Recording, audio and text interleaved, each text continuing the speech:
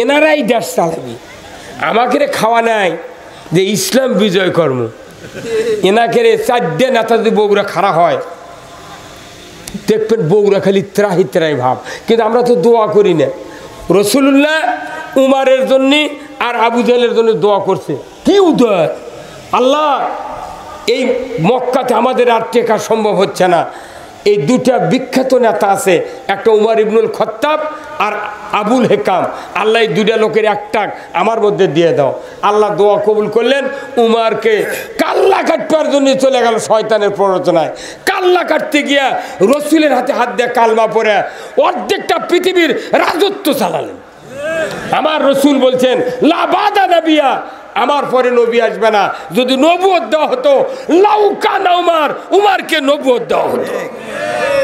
আমরা মনে করি যে নবীর জামানার সাহাবাদেরকে জেতা করে নিয়েছে দেশ চালাবো না, এনাদের মতো লোককেই এই দেশে চালানোর অধিকার আমাদেরকে দিতে হবে। ওনারা খালি ইসলামের পক্ষে আর মানুষ যাতে শান্তি পায়, খালি 4টে দফার মধ্যে একটা নামাজ কায়েম, একটা জাকাত আদায়, একটা হলো অন্যায় বারণ, ন্যায়ের শাসন। এই 4টে কাম করলে আমার 5,000-6,000 বছর আগে বেশ তো যাবি। রবিন ভাই কথা কন না গায়ে, আপনার খুতবা শোনেননি? আজ কি বার গেল? আজ বৃহস্পতিবার।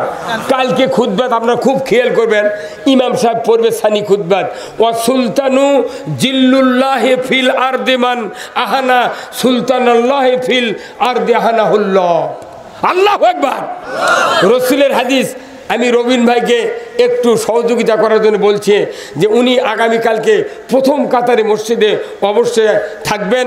আমি আশা করি, যেহেতু বিভিন্ন মসজিদের উনি ধারক বাহক, উনি কমিটির ভেতরে আছেন, দেখবেন আগামীকালকে সানি খুতবাত ইমাম সাহেব পড়বেন, ও সুলতানু জিল্লুল্লাহ, ন্যায়পরায়ণ শাসক, আল্লাহর ছায়া সদৃশ্য। জোরে কোন সুবহানাল্লাহ। আর রসুল বলছেন এই হাদিসটা, ন্যায়পরায়ণ শাসক আল্লাহর ছায়া সদৃশ্য। যারা বা যে কিংবা যাহারা ন্যায়পরায়ণ শাসক কায়েমের বিরোধিতা করবে, তারা যেন স্বয়ং আল্লাহর সাথে বিরোধিতা করলো। মাথা ঠিক আছে? এই কামটা করলে কোনো আবাদগার। কিন্তু যারা ভোটের দ্বারা ওরা করে কি, ওই সমাজের যাই নেতা, ওর কি দাম কথা, আমি আসিচ্ছি চাচা আপনি লোকজন নিয়ে থাকবেন। উনি আনার দেরি হতো, একখান ডাল দিয়ে ভাত খাবার লেগে।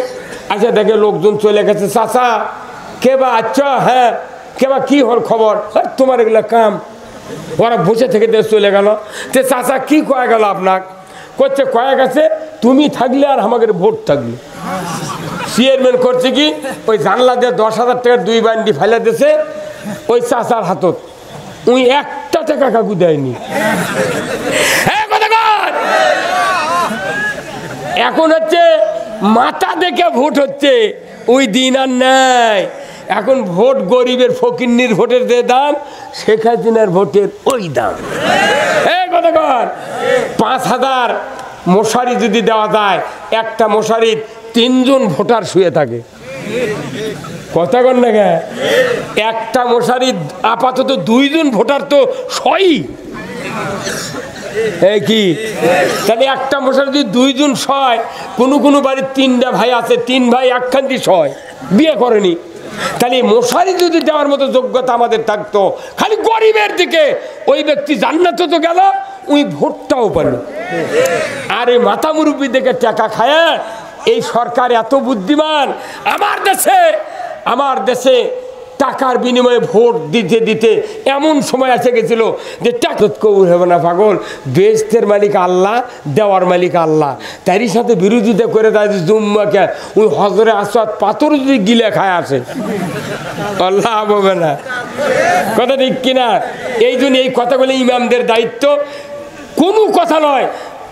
একটা হাদিস আছে, একটা কোরআনের আয়াত আছে সানি খুতবাত, ইন্নাল্লাহা ইয়ামুরু বিল আদলি ওয়াল ইহসান ওয়া ইতাই যিল কুরবা ওয়া ইয়ানহা আনিল ফাহশাই ওয়াল মুনকারি ওয়াল বাগই ইয়াইযুকুম লাআল্লাকুম তাযাক্কারুন। এটা হলো সামাজিক আয়াত, আর এটা হলো রাষ্ট্রীয় আয়াত। এই রাষ্ট্রীয় হাদিস, এটা ওয়া সুলতানু জিল্লুল্লাহ, এটা হলো রাষ্ট্রীয় হাদিস। আর ওর হলো সামাজিক আয়াত, জোরে কোন সুবহানাল্লাহ।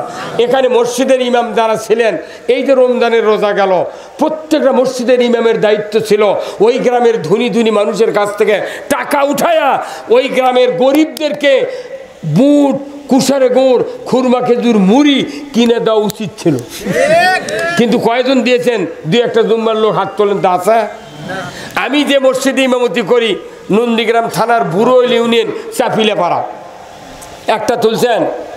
চাপিলাপাড়া আমি ইমামতি করি। আমি 500 টাকা প্রথম দিছি রমজানের শুরুর আগের শুক্রবারে, 27,500 টাকা তুলছি জুম্মার। তুলে বুট, তারপরে খুরমা, খেজুর, কুশারে গুড় আর মুড়ি কিনে দিছি ওই গ্রামের সব গরিবের ঘরে ঘরে। সোমবারে বিকেলে সব পৌঁছে দিয়ে রাত্রে সেহরি খাচ্ছে, রোজা করছে।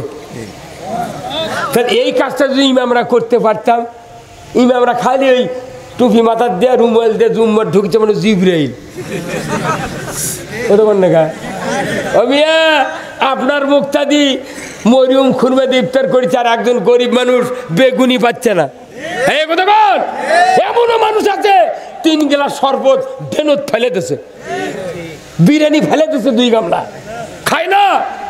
অথচ গরিব মানুষের পক্ষে আমার আল্লাহ বলছেন, ওয়ালাম নাকুনু তুতিমুল মিসকিন, মিসকিনের ব্যাপারে যারা ভ্রুক্ষেপ করবে না, আল্লাহ বলেছেন তাদেরকে জাহান্নামে আমি নিক্ষেপ করব।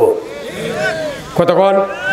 এই ভাই উপজেলা চেয়ারম্যান, উনি যদি 5,000 যদি ম্যাজিক মশারি কিনে তা খরচের জন্য, আর ভোটের দাঁড়াবো না।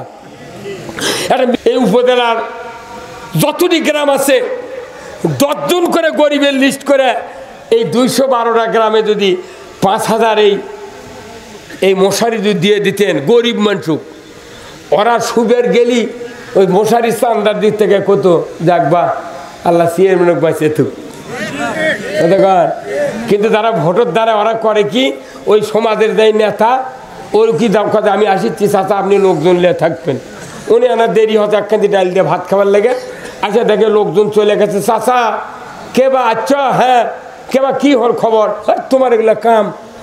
ওরা বসে থেকে দেশ চলে গেল। তে চাচা কি কয়ে গেল আপনার? করছে কয়ে গেছে তুমি থাকলে আর আমাদের ভোট থাকলে।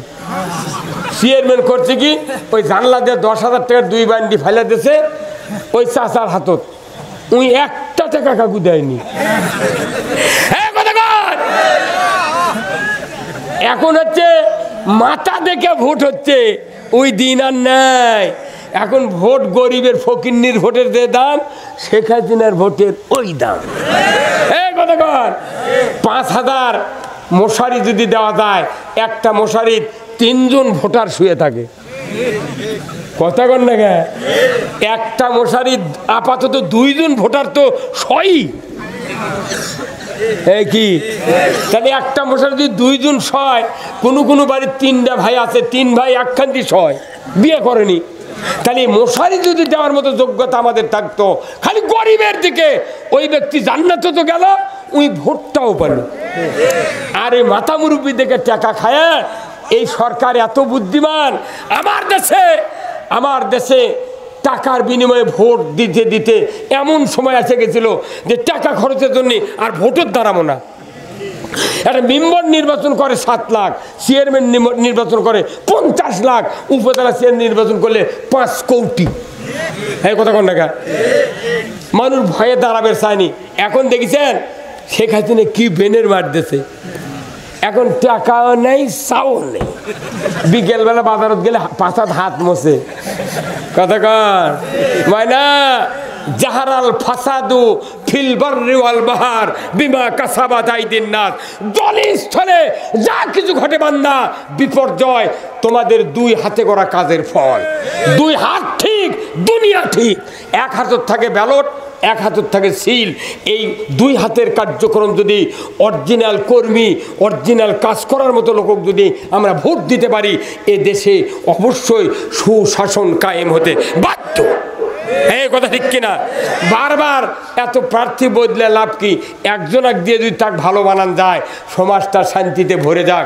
আমি চাই আগামী উপজেলা নির্বাচনে দক্ষ যোগ্যতা সম্পন্ন লোক। আমি বহু সভা যাই বাংলাদেশে, এবার 5-6 মাস সভা করলাম। এইরকমভাবে কোনো নেতা বসতে দেখিনি। গত রোজার ভেতরে 21 তারিখে রমজানে হচ্ছে আপনার এরুলিয়াতে মাহফিল করছি। বগুড়ার একটা খুব নতুন একজন ছোট্ট বাচ্চার থেকে রাজনীতির নেতা, তার নাম হলো সুলতান মাহমুদ রনি। এই চেনেন না? আপনার নাম শোনেন? এই শাকের কোলা আমার মরহুম আলহাজ মুমতাজ উদ্দিনের পোস্টালের সাথে তার পোস্টাল ছবি থাকে।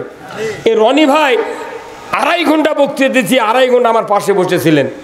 আর আজকে দেখলাম আমার এই রবিন ভাই, নেতারা তো খালি আছে আসসালামু আলাইকুম, বিসমিল্লাহির রহমানির রহিম, নামাজ পড়বেন, মাদক বন্ধ করবেন। পুলিশ পারিচ্ছে না মদ বন্ধ করবেন, আমরা কি করবো রে?